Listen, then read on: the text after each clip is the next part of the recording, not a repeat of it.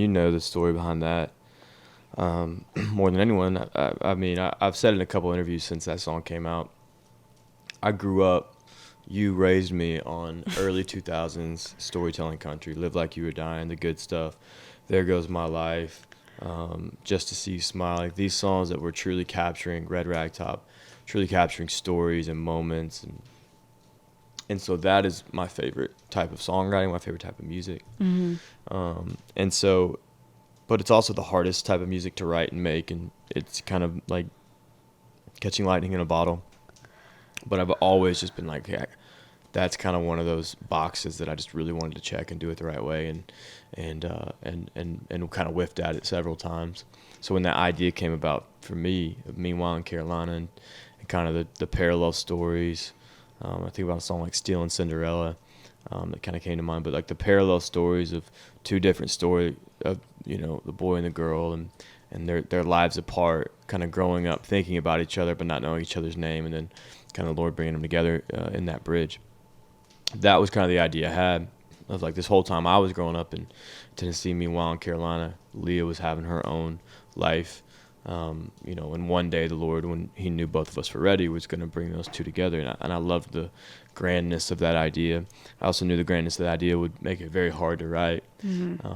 But I'm sure you remember, I wrote that song, and then downtown we finished like 11:30, and I called you, and I was like, what are y'all doing? I'm coming. And I sat it right there and played you the song because I was just so proud of it as a songwriter.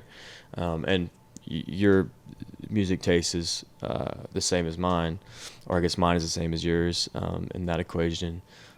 But I was so proud as a songwriter of just like, it was the first time for me that I understood how those classic writers wrote those songs. Like a song like There Goes My Life. I've never been able to comprehend, how did they do that? Like, how did they capture such an incredible thought in such a beautifully profound way where every single line like squeezes so much out of a story, right? Wow. And when we wrote Meanwhile in Carolina, I mean, it took us all night, and we went down every road and met a million dead ends before we finished it. And when we finished it, I just remember smiling so big because I go, I know how they did it now. And so I'm really proud of that song as a songwriter. You felt like you had unlocked a secret or something. Yeah, I think that it just like something clicked for me of just like, that's how you fight for a song, and in a way I probably had never done before. Oh, wow. And you wrote that with Blake Pendergrass. I wrote it with Blake. I called Blake with the idea because, one, he's from North Carolina. Two, he's an unbelievable, prolific songwriter. One of those guys you get in a room with and you're kind of just blown away. Wow. And there's few of those. A lot of great writers, but there's few people you get in a room and you just go, this dude is completely different. And you had to somewhat trust him with that. That was a pretty personal story. Well, yeah, and that was kind of the main reason I called him, is because he's a young dude, still hungry, doesn't have a wife or kid to get home to. And so I knew that this idea wasn't one I could throw out at 11 o'clock and hopefully we nail it by 3.